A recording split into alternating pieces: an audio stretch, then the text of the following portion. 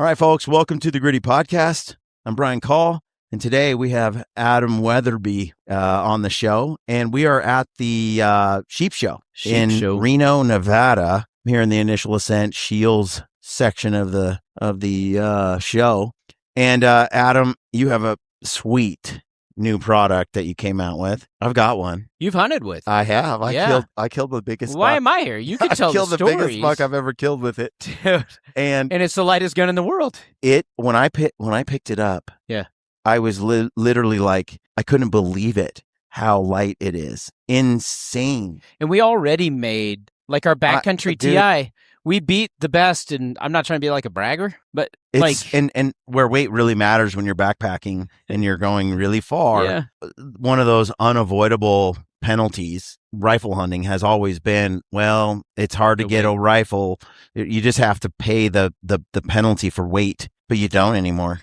Yeah. This thing is unbelievable. It was a journey of a while for this rifle in particular, and I was always chasing the 4-pound. I thought it would just be, man, if we can hit that, there's few things like accuracy. Okay, we're the most accurate in the world. Yeah, it's relative. Who's shooting? What's the weather like? What's the bullet like? Weight? It's a scale. It's the truth, right? When we step on a scale, it's calibrated. It's the truth. And I just said, man, if we could set out to have a 4, now we have a 4-pound version. This here is the 4.4-pound heavy version, but you can get it all the way in the Weatherby RPM calibers, the 280 Ackley. So in this 4.4-pound version, you can literally, like in a 280 Ackley or something, you can literally have an elk gun that's well past 500 yards in a 4.4-pound gun. So did you hunt with your suppressed? No, not yet. Okay. So you truly was pretty... Oh yeah, it's pretty light. Yeah, like one finger out there, and then I've got it's fun. The scope. Now, what on did it. you? So I want to know, and then I can give some of the backstory in the rifle. It's fun for people. Yeah. I don't know if your listeners would care, but they like that kind of stuff. But for you, what I'm curious is, big questions we're gonna get right when you're making a gun that's this light. Two main questions is gonna be about recoil. Yep. And is it gonna be stable enough? Can I actually shoot the thing? Yeah, because traditionally, a light rifle kicks a bit harder, can. Right. There's not enough weight to hold it down, and inertia has to go somewhere. And right. The second one is, like when that happens, where does the bullet go? So was it accurate, and how was the recoil? I didn't really notice the recoil. And you shot a really big buck. I did. And yes, it was insanely accurate. Now, I haven't shot it out to 500. Okay. But if it was like a dream, you got the weight and the feel, and it hits the caliber. What is it? You were 25 RPM. Yeah, 25 which RPM. we just launched here as well. Brand new caliber. Yeah. I never shot that before. Right. It wrecked that buck. Nobody else has shot it. Really? Yes. Just how far? I mean, it wasn't far. It was 50 yards. Oh, God. So, I shot it before I went out, just to make sure it was on, and went to all the different ranges, and I had all the ballistics and stuff. So checking it out, make sure it's on. And so I'm like, okay, cool. And then I get out there, and the buck was bedded 50 yards in front of me. Wow. I was standing there for, I would say 20, 30 minutes. I followed tracks in the snow. Yeah. Come over a ridge. Yeah. And I'd been waiting for this buck to show up. But I didn't have any confidence it was going to move during the daytime, because there was just the pumpkin orange army out there, So what state? Utah. Yeah. And I follow those tracks, and then they hit the melted snow line, and they just got a little thicket of trees down there. Yeah. I just was like, man, I just was discouraged. I had 2 more days and the hunt was over. Like, I probably won't get a deer. I'm reconciled, but I'm working hard. I'm still in the zone. This big buck was there. I knew it was there somewhere, but anyway, there's a whole movie I'm making about it. Yeah. But I just pick up my optics, and I just kind of look, and there's an antler tip like right in front of me. Right in front of me. Those are the moments you dream of. You do, and it's bladed, and then it has these floating main beams that just have a little dropper on the front. Yeah, and it's so a pick. I knew it was him right away. And if that buck turned its head, I'm skylined in the wide open, it's just dirt and snow. Jeez. And the whole time it never turned. It was just like laying there looking the other way. And I see the antler and I shimmy to the dirt, and then my rifle's right next to me on my pack. So I pull this thing off, And I got the gun on it right away because you never know when it's going to stand up, right? Like, and he's right there. So I got the power turned down on the scope. Everything's kind of sitting there and it's filling the whole scope, and then I'm like, well, this could be a while. So then I get the bipod out and I put it on a big bipod, and I got my tricer, and it's like, and then I got to like dial, I got this weight back, and I just like everything. I just went through all the motions so I would not miss. And I'm just waiting and waiting and waiting. Jeez. And then it stood up, and I nailed it. Wow. So, man, that's sweet. I was mule deer hunting last year, maybe the year before. It was with a prototype, and still hunting, like it actually being so lightweight. Yeah. Sometimes when you're just looking for something bedded and doing still hunting, it actually works pretty good for that too. Yeah. So I mean, so this stock, yes, almost feels so light. Like, so we took the black 2 stock that's on our backcountries that you've been hunting with for years. And we had to do a number of things to hit 4 pounds, and the stock was going to be a big one. Mm-hmm. So we took it, and first of all, we shortened the forearm about an inch. We actually slenderized the whole forearm. Mm-hmm. We put these cutouts in it, which actually the ergonomics, like here, being able to hold it down and just kind of hold it if you're walking with it lightweight kind of works. It took a little bit of weight out. And then obviously the biggest thing is the blind magazine. So on the bottom, there's no floor plate. Mm-hmm. And so, but not having an aluminum floor plate and the latch and all those kind of things, we saved weight there. And so, we have carbon fiber just on the bottom instead. And so we reshaped this whole stock. If you feel it, I mean, it's feels good. 18, 19 ounces. We're calling it the Bridger stock, Peak 44 Bridger stock. So it started with the Blacktooth as a premise, and then we went through it, titanium action, and then we actually have it in our new short titanium action, which if you held one of those, like the 308, it weighs 4 pounds. This is 4.4. Literally, you can tell, and it's a 17-inch barrel. This is a 21. So the RPMs and the 280 we did in the 21, so you could still get ballistics for your like 50-yard shots, your long range hunting and stuff. And so we kept that, but then we have like the 308s, 25 Creed, 65 Creed. We have in a 17-inch barrel, and it's only 4 pounds. And so you got to go, and it's a shorter little titanium action. So if you're not going to be needing to shoot out to 500 yards, like you could go with one of those little packages too. We then it's called double-helix fluted the barrel. So we fluted it kind of both ways. Mm-hmm. That took off a little bit more weight because there's a little bit more fluting in it. So it's literally fractions of an ounce at a time. Just little by little. Get down to the 4 pound range on the other. And this one's 4.4 pounds. Hey folks, pardon the interruption, but I've got to tell you about this new Tricer RP bipod for your rifle. This thing is incredible. It's going to take the market by storm. You're going to want one. Everyone will. It's like no other bipod on the market. It's been designed to do everything in one bipod, which is generally not what we have available to us on the market today. Use the code GRIDDY over at Tricer and you will save. Whether you're shooting from a prone or sitting position, this bipod adapts seamlessly to every field environment. You're going to get rock solid stability when it matters most.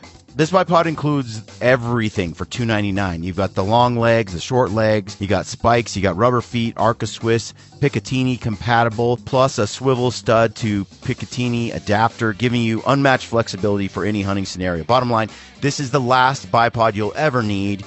Use the code GRIDDY over at Tricer.com. You'll get a discount and you'll get the last bipod you'll ever need.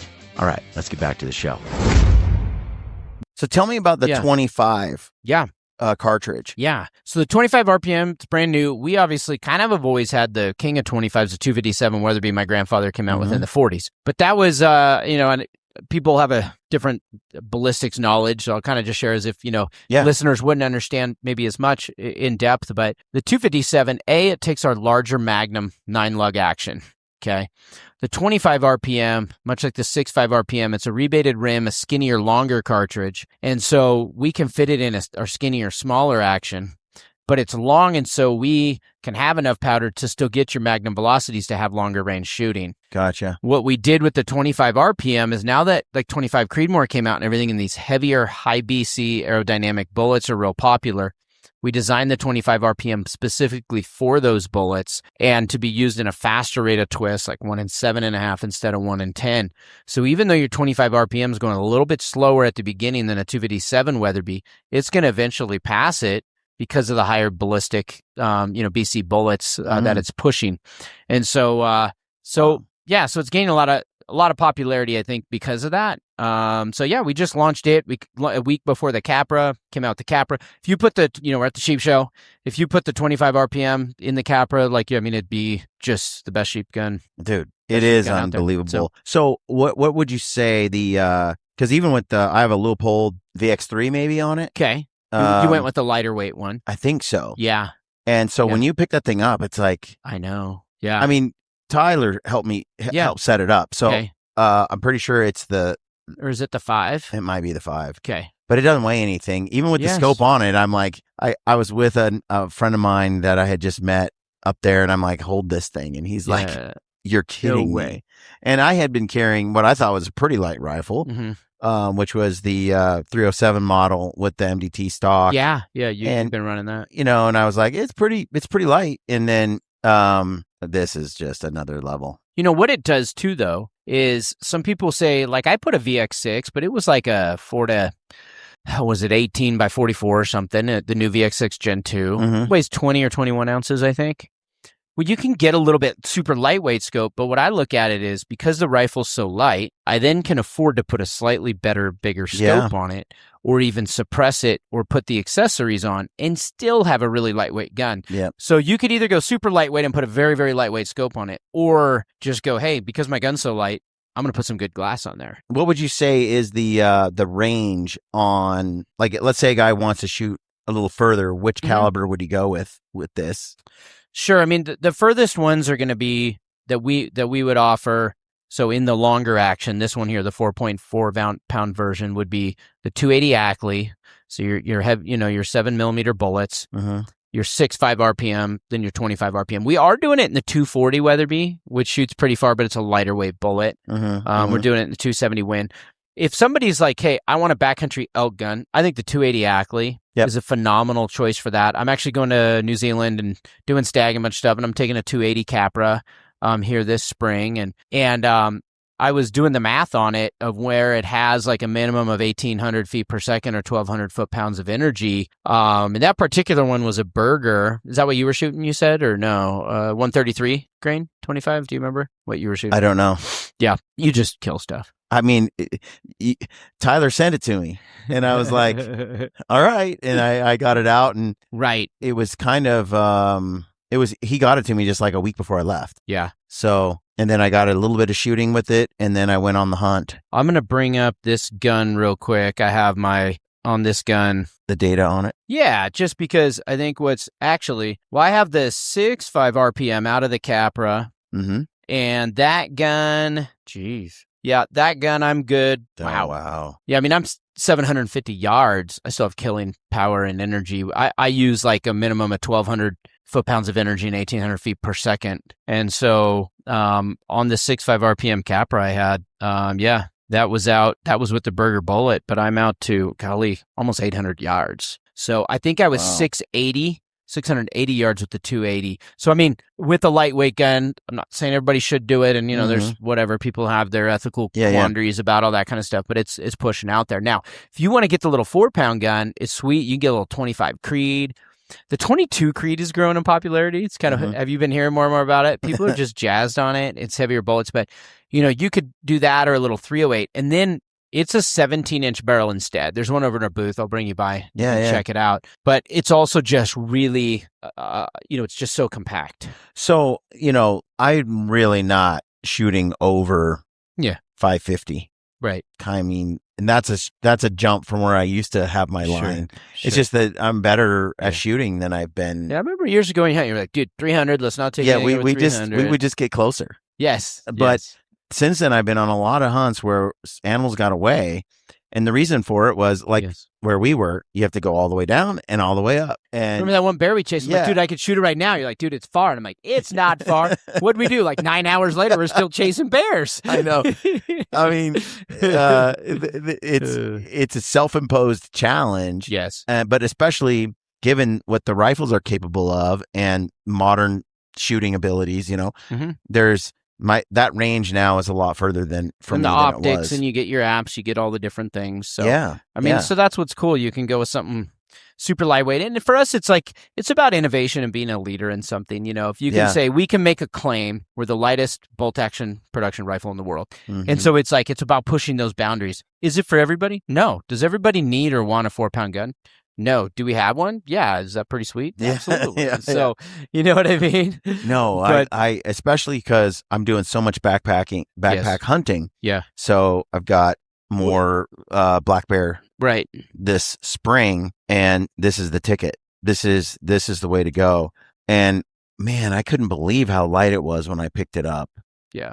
What do you think about the blind magazine? That's our first ever hunting rifle we've ever made. And in some ways it's cool because it's one less thing that can kind of happen and thing on the bottom, but you're obviously having to, when you unload the magazine, you just got to chamber each one and bring it out. But what did you think about it? It didn't bother me at all. No. Not at all. In some ways, even when you grip it, it's better because there's not something clunky on the bottom too. It's just, it's a little more simple and sleek, right? Yep. It doesn't even, didn't bother you at all. No. Yeah. It feels good in your hand. It shoots nice. I want to put the suppressor on it. So I have found with this gun, for instance, I'm doing coups in Mexico and can't bring suppressors. Yeah. I had a gun I mule deer hunted with a 6.5 RPM in the Capra and I had the suppressor on it. I shot it really, really well. I took the suppressor off, and more so than other guns, I put a muzzle brake on. I just found the extra weight on the end really helped with the suppressor because of that muzzle jump. And so I shot it suppressed better. My groups were tighter with the suppressor. And I think because it's so light, it wants to jump out of your hand a little bit, and it really kind of anchored it down. So you should give it a try with it. Yeah. Yeah. That'd be perfect. Yeah, it's really hard to find. I'm just going through my head some of the hunts that I have planned. And, I'm not doing a lot of backcountry elk hunts with a rifle. Right. Bow, yes. Right. But with a rifle, it's all that mule deer and smaller type stuff, goats and tar and wolves and stuff that everything could take care of with that. I need to spend a little time with this. My best shooting rifle is that one that I took on Kodiak with you. Wasn't it a backcountry carbon? What is it? No, that's the MDT. There's the MD307. The folder. 6.5 RPM. Yes. That gun shoots well. Dude, I shot it well there. That thing can't miss. I've killed so many animals with it now. That's sweet. A JD set it up. Yeah. And the trigger's a little light. That's why I got a little jumpy on the trigger when Ryan and I had that 1, 2, 3 wolf shoot, and I shot a little bit sooner. Because your trigger's... here's the one thing about JD I'll tell you right now. Every gun he'll set up for you will be the lightest the trigger can possibly go. Man. Every time. It is. It's a little bit of a problem. Even when I'm practicing just a little bit just to check after a flight or whatever, I'm like, oh, it went off. I wasn't quite ready. Do you know where your adjustment screw is there? No. Okay.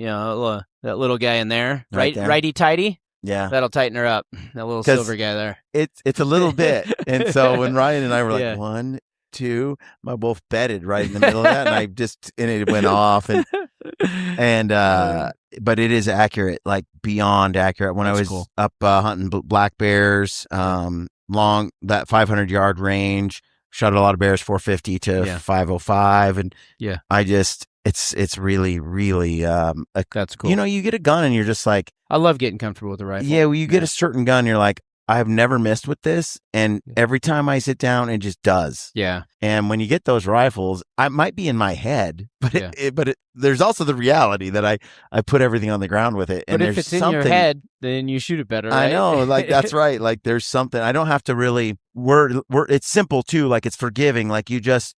don't get ready, go, and it works, Yeah. So it's super rewarding. And it's different things. That's why we have so many models. The folding stock on that's a game changer too. And I remember going to Kodiak, brushing through all the alders and all the crap. You don't get any worse than that. But your muzzle's right here, sticking out of your pack the whole time. But even this is a pretty my 25 Capra is I just slid it down a little bit. Well, did you shoot it braked or no? Just like this. With the brake, yeah. Yeah. And oh my gosh, I was joking about it. I was like, this feels almost like a little toy gun. Yeah. The way it goes on my side of my pack, which is ideal. And I just let that sling hold it a little bit lower, kind of like that. Sure. I couldn't even tell I had a gun. Yeah. That's a new thing. Yeah. That light. Yeah. So one of the other, it's funny, all the different iterations we put. If you look on the bottom of the carbon fiber stock, there's a tiny, tiny, tiny hole I see that. drilled. So one of my first prototype hunts would have been the fall of 24. And I went to Alaska with a buddy, Prince William. So we're talking. That's the goat one. Right. So did you see that film? Yes. So he shot a goat. It was with the prototype of this. You guys thought it was you guys thought that might have been a nanny. The thing was giant. It was. Well, you watched the video after it went down. We saw it. Yeah. That thing was huge. His biggest goat to date. Yeah. I was like, when I saw it in the film tells you get, I know. The audience might think, yes. Like you're looking with your naked eye. Cameraman film is looking different. And he so zoomed, and we're shaking. We just ran up the hill. I'm like, how can they not tell the thing's a giant? Yes. But so we did that hunt. I come back. I shot a black bear. He shot that. We're in the water, the rain. I get back. A lot of times I hand it to my gunsmiths just to kind of clean it up, when we get back and see how it went after a prototype is. And they got it back, opened the bolt, and just dumped out Alaskan water. Oh. Because what I realized is normally the floor plate on the bottom, it normally seeps and evaporates out. Yeah. This doesn't. So we drill that tiny hole in the bottom. It's a weep hole. So when you go to Alaska and you're there and your gun's sitting, right side up the whole time or whatever, there's actually a little hole for the water to get out of it. So. That's wild. Funny how you figure that stuff out. But I wouldn't have known unless we went in the field with it. I took it. Yeah. So I shot that Ibex in Turkey last year, and that was we got a film coming out on that. It'll be the premiere for it. And that was another one. We made a bunch of changes after that hunt. We actually changed the 25 RPM cartridge after that hunt. So it's fun to be able to go out with prototypes. And, you always get, you were able to hunt with this gun. That's why we love having you on board too. You're going to give us real life feedback of what it's like. Now at 50 yards, you couldn't really give us real life long range feedback. Yeah. But it killed the biggest buck of your life. It did. So one of the questions that people have with a gun like this is, maintenance, care, how many shots can you put through a rifle that's this, lightweight? Yeah. It depends on the caliber. So basically the faster it's moving, your barrel's getting hotter, right? So your RPMs and those things are going to heat it up a lot more. If you're truly a hunter and then you're going to shoot and plink a little bit and doing all those things, you're hunting life. You know what I mean? Now, because this gun it is a smaller, it's not a carbon fiber barrel and it's not a heavy steel barrel. So it is going to heat up. So one of the things that you have to know is when you go to the range to sight it in, I'm doing a lot of setting it down to cool. So if I'm after 3 rounds, you hit your 4 rounds, your 5 rounds, then I'm putting that gun down. I may be walking over to another gun or somebody else is sighting theirs in. Letting it That's cool. how you can erode it more is if you really, really heat it up. But also if you really, really heat it up, you're also, your groups are going to start walking anyways. Yeah. So if they start walking, then So you're going to make sure that it doesn't get too hot. Correct. When you're shooting. Take your time. Get better barrel life out of it, and you're going to get better accuracy out of it anyways. So so it's not, most people that could shoot out a gun like this, then they bought a lot of ammo if they can, do it at that point. So it's not like a 6.5 300 Weatherby or anything like that. So it'll last. These stocks, these Peak 44 stocks, they're rugged. We don't get them back cracked, even though they're super lightweight. They are really, really, really robust. And we've, us Peak 44 have really kind of refined that. Yeah. The titanium action, super durable. It's weather resistant. We got Cerakoted stuff. Probably the biggest thing you got to watch in weather in these is your small little parts of little steel, the trigger and inside the bolt unit. Just making sure you clean your bolt and all those kind of things, because you probably rusted some internal stuff, right? Sometimes that'll happen, or your screws on your mounts for your scope will rust and stuff like that. What's your what suppressor do you like? So, I use a few different brands. Yeah. And honestly, some people are making good ones now. So, I ran Silencer Central a lot. Their Backcountry Banish is lightweight, and it's a good one. A brand that not a lot of people maybe follow is AB. And AB started, what's cool is they started using the 3378 and our huge big, and so they designed their suppressors off of some of our largest huge cartridges to make sure that the suppressors could be super, super strong. Then they now make light ones. So the AB has a very lightweight one that we use a lot and has been really rugged. Buddy of mine started a company last year called Covix. They have a booth here. They're brand new. I hunted with them this year. Nice. They ran really good. So those tend to be a few that I tend to run, but I don't know. You don't run a suppressor a lot, do you, Brian? Well, we didn't because it was illegal in some of the countries we were going to. Yes. And so I meant to get around to it. We did put some suppressors on a couple of setups, Lampers and I and Brad, and but we liked how it shot better with with our brake. Yeah. Okay. And so we're like, well, we need to try a different suppressor, and it's just a process to do that. So, but I'm talk to my team too. If you talk to our team too, we can lead you off to some good ones, like for each individual rifle, would it be? But you're also adding weight and length. So here, it's hard for guys like you and me that are beating through the alders and doing all those I don't things. mind. It's just that the earplug thing can be a problem when I'm in grizzly bear country.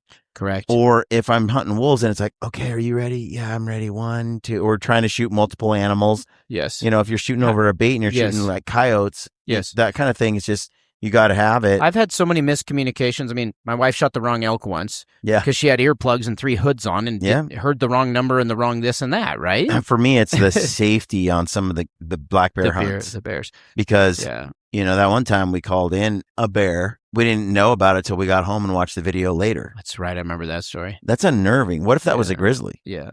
Here's the other thing. Mean one. Here's the other thing, too, that I've really noticed. Flat out, your follow-up shots. Mm-hmm. Like I tell this story. You get away with more? That's what I've heard. Now, I don't need them, but there are some people. So one time, the time that sold me out the most, a few years ago, we were elk hunting, Brenda and I. Yeah. Just the 2 of us. Yeah. Okay. We're 400 yards away from some elk that we put this awesome stock on. Mm-hmm. Nice bull. She gets up there to shoot her gun, so it was suppressed. First shot, missed, and I couldn't even see where the bullet went. Mm. Second shot. Later we found out something happened, scope got bumped. Second shot. So they go back down to feeding again, kind of look up. They're a little unsettled.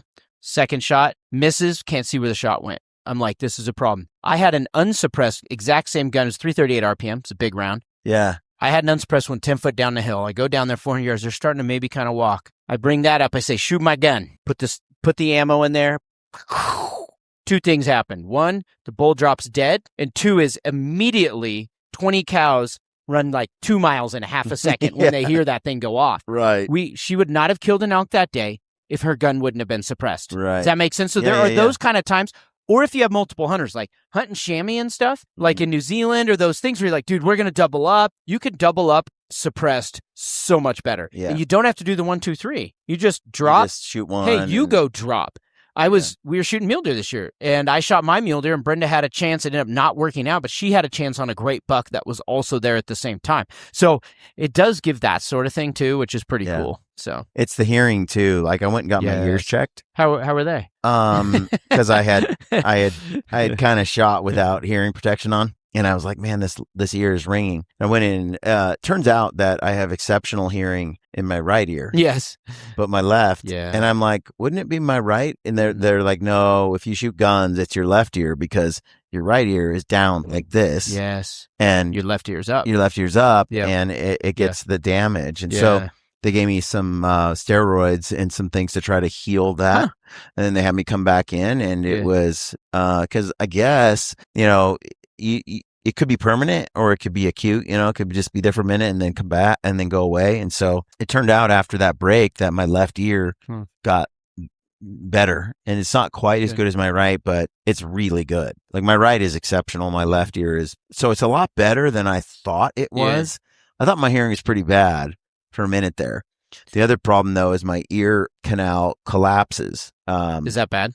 Yeah, I mean, not the canal, the eustacia tube, and then so it stops with, and it happens from allergies, like pollen and stuff. Yeah. And for some reason, it'll swell, like my sinuses will swell, and it will cause that to pinch down, and then it sounds muffled. But as soon as it's cleared, it's like I can hear like perfect. Yeah. So it's been interesting. How many old timers do you know that are out there and then they can't hear anything and they go, I never used anything and I'm fine. I'm like, no, you're not. I have to shout for you to hear me. You're not fine. Yeah. So suppressors really, I think, answers that. Yeah, it is nice. It's a weight penalty, like you said, and a length. In a length.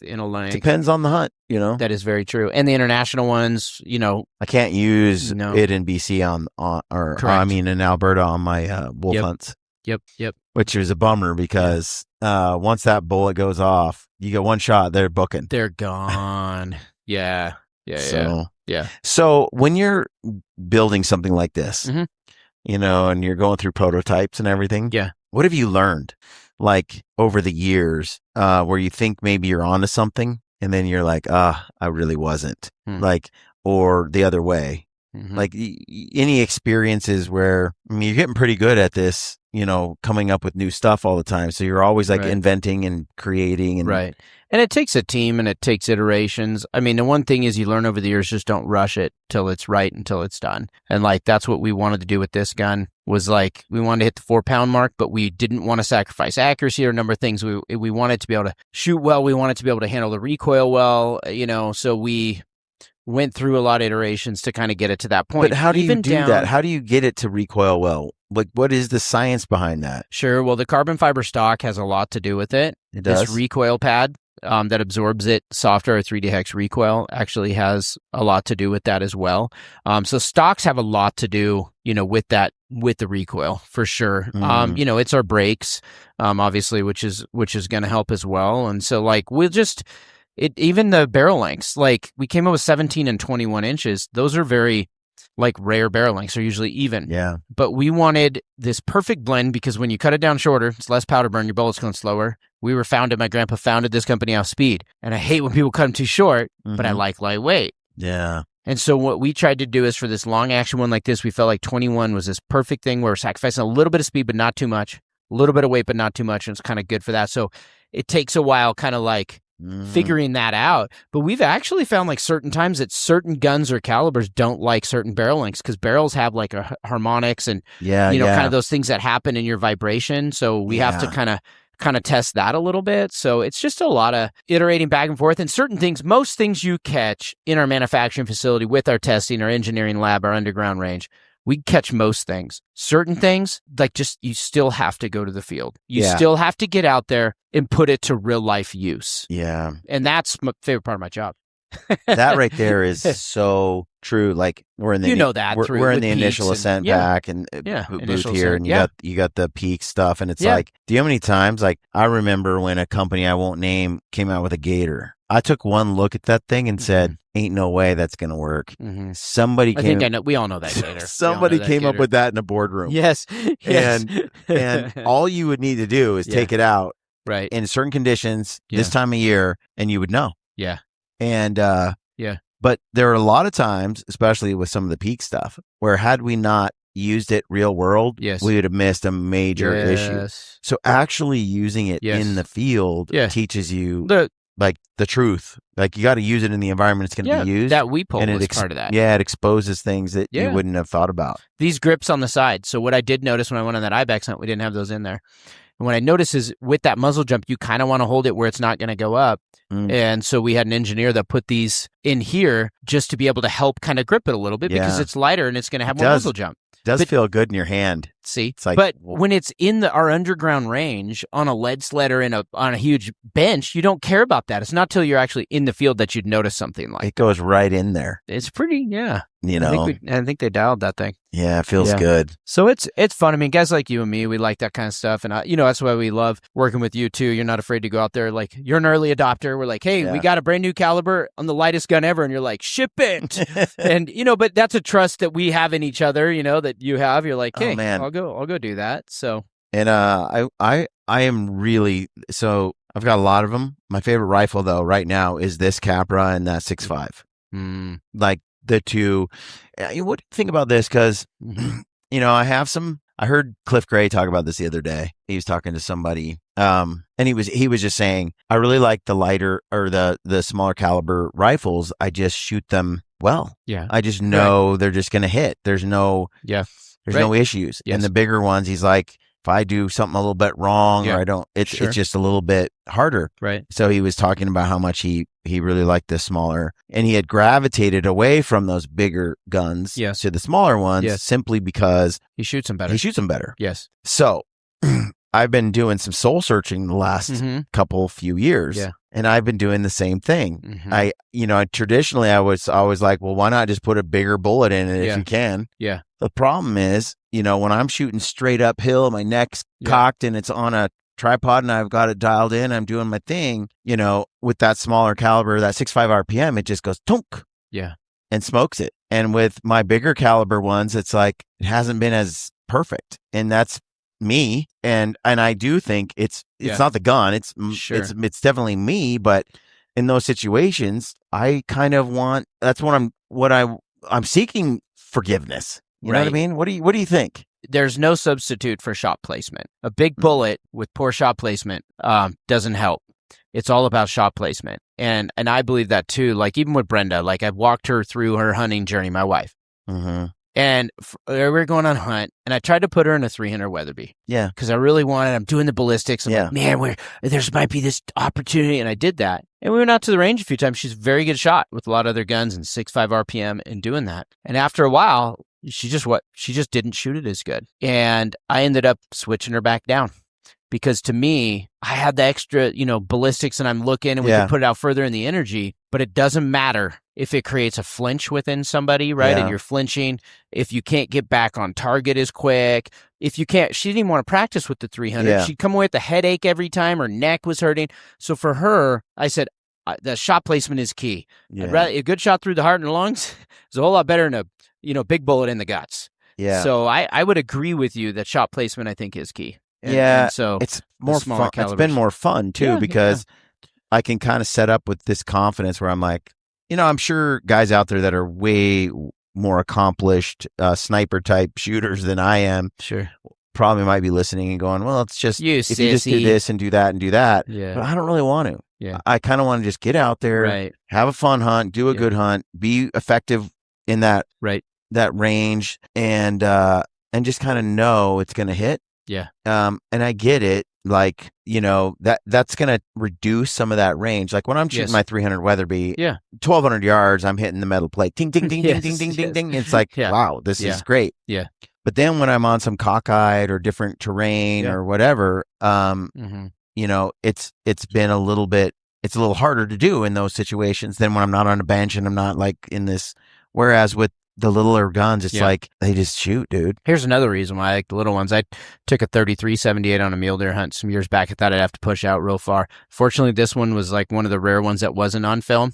Mm-hmm. But I was all on the hill and doing this, and a 33-70. I mean, it's got over 100 grains of powder in it. I mean, it's a lot of recoil. But anyways, killed the mule deer in one shot, and I also had blood dripping down my eyebrow. Yeah. And so there's lots of reasons. Those steep ones, I know you do that, and your scope's getting back close. My neck's kinked. I didn't think I was shooting. I forgot in the moment. You live in the moment. I didn't think about that eye relief. Yeah. Those big ones, you got to think, okay, where am I at? And then I was like, man, I've done it twice. Once on that mule deer. I did it once on a Cape Buffalo, but it was a 416 Weatherby, and the thing was like charging me. And then, so I'm like on video and blood just dripping down my eyes. Yeah. But if it's Cape Buffalo, it's good. But, there's lots of reasons. I think sometimes the smaller ones are just more manageable, That's kind of where I'm at. I'm like, well, I've just had a lot of fun. The 6.5 RPM has been money. You've killed a lot of stuff. And I mean, when most you guys, animals. right when we came out with it, you guys were just dropping black bears like every other minute, I felt like.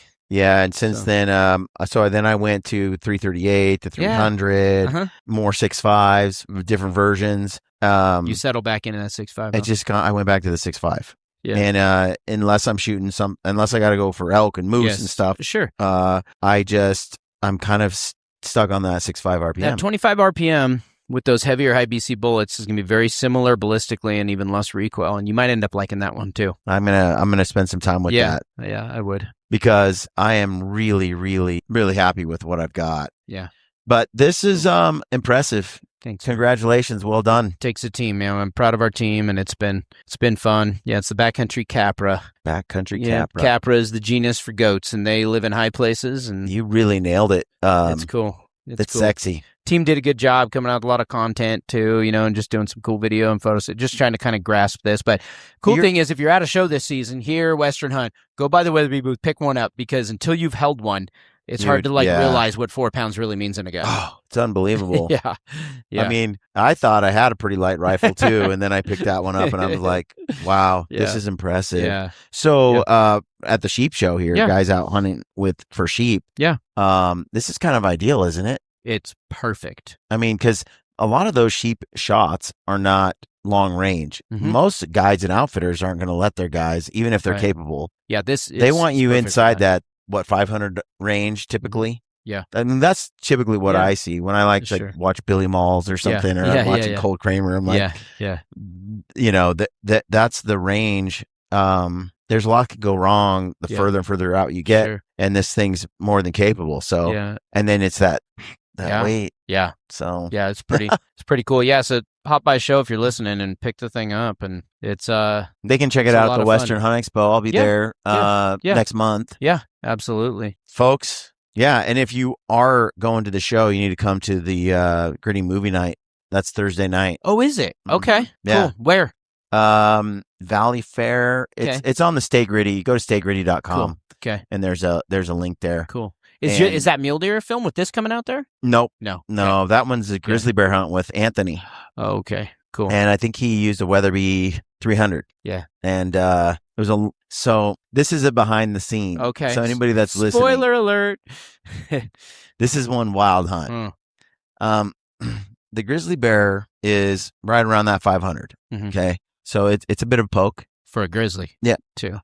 But he's been shooting that gun and he has it dialed like out to range. And the bear is in willows. And with grizzlies, especially in Alaska and these places, it might be there 1 minute and gone forever. That was the only bear you ever saw. Like, you don't want opportunities to slip away from you. Yeah. So he sets up, he's waiting, the bear is up there, and it sits down. It actually lays down and goes to sleep for a little bit. And so he's busy getting his gun ready, setting it all up, getting dialed in. Then the bear finally stands up. Well, then it sits right back down.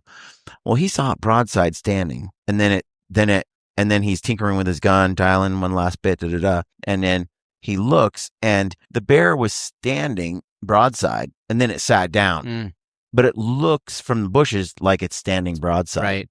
So he thinks it's standing, but the ass is down, and he gets into the gun, and he's like, "Okay, you guys ready?" And I'm like, "Yeah, are you sure?" I would say, like, "Are you sure you want that angle?" I wasn't sure what was happening. Yeah. And what it was from where he was at, which was lower elevation than me, and some peering through the bushes, it looked like, and he had just seen the bear stand. He just said, "Are you guys ready?" And he climbed back in. Well, the back had dropped. And so he had the crosshairs kind of where he knew where to put it. And he put it there. But there's a big difference between an animal like this and this. Yes. And so he hit it right where you would want to hit it, only it was the spine. Yeah. And dude, after that, it became a 2 mile bear charging showdown. Do we have to wait till the film festival or the film night? It is absolute adrenaline pumping chaos, okay. Adam. The movie's called 15 Yards. Oh, okay, gotcha. Spoiler. So, yeah, that's cool. There's cool. Sounds and things I had never heard before. I mean, wow. Jeez. Primal, totally primal. So, but it was a really cool hunt, and but yeah, then I'll put it out on YouTube. There's an abbreviated version for the movie night, because you only have so much time. Yeah, cool. But out on YouTube, and then the deer hunt is coming out. It's kind of a multi-part story. I'm going to try to get that out late spring. Cool. But on that one, I go up. I try it because I have the tag where I can hunt archery, muzzleloader, and rifle with the same tag. You get all 3 seasons. And man, Adam, I blew it with the bow. And so I was hunting goat during the muzzleloader, so I didn't get to try that. And then if I don't get one, I lose the tag. So I'm like, I got to get out there. And that's when I got this baby out. That's why we make rifles. It's a more sophisticated weapon. My 7 PRC fell out of the back of the side-by-side off the mountain. It was driving up, straight up, and it just slid out the back and down the mountain. And it was in like a rifle cover, like a little mountain case. Yeah. So it got pretty banged up, and I'm like, I think it's on, I wasn't sure what because it tumbled. So I drove. And I didn't know it fell out till I was at the top. Oh, gosh. And I went to the back in the topper and it was gone. And so was all my stuff. And I was like, you're kidding me. So I had to drive halfway down the mountain. And then I found all the stuff, cooler, all this stuff, loaded back up. And so when I got up on the mountain and I got on the buck after tracking it through the snow and all that, I missed 3 times. F50? No. Okay. This was the same buck, but it was a week earlier. Oh, man. And so when you finally got this buck. I was hitting trees, and I was like 6 feet to the right in the snow. It was bad. And so I was like, dang it. So, and I knew like the problem is opening morning, and I was like, everybody else is going to go verify it. Yeah. So I was like, I'm just going to verify it in the moment. And you verified it didn't work well. You verified it though. You learned, you got data, valuable data. So, and that was so then I came out, and then I went and got the Capra. Yeah. Then I went in. So I went and drove off, shot the Capra, because I only got it a couple days before the hunt started. So I shot the Capra. It was like, okay, it's looking good. And then I was confident with that. And then I went up, and then I hunted a week almost. And I finally found that buck bedded. I don't think that buck was going to, it knew. It knew it was rifle season, and it knew not to move during the daylight. Yes. Yeah. And I don't think it was going to really, I just happened to still hunt it, basically. Yeah. I knew that's probably what I'd have to do, but those big bucks, they love to go back to their haunts. Yep. And I really learned that on this trip. Anyway, it's a fiasco. That's cool. Not my favorite, but I'm just going to tell the truth. I'm just going to tell people how it unfolded. It wasn't polished. No, but the excitement I had. Yeah. I've rarely been this excited. That's cool. In that video on YouTube or on Instagram, it really showcases that. That's cool. But yeah, it was so that hunt, I'm excited to to tell that story. But good. And then but I'm headed up to I got a few rifle hunts now lined up. Good. Wolf and bear. Awesome. It'll be fun. Put some more things it's a perfect to the test. Serious backpacking. Yeah. Cool. So that's cool. Folks, check it out. Head over to Weatherby at the expo, but they can they find this gun in their local shops? Yeah. In fact, we're here in the Shields and Initial Scent thing. I think Shields might be carrying these in certain stores. Yeah. But yeah, we're gonna start shipping them here this winter. So very cool. Yeah. Thanks, brother. Yeah, fun chatting, dude. Always. Come on, folks. Okay. Stay gritty.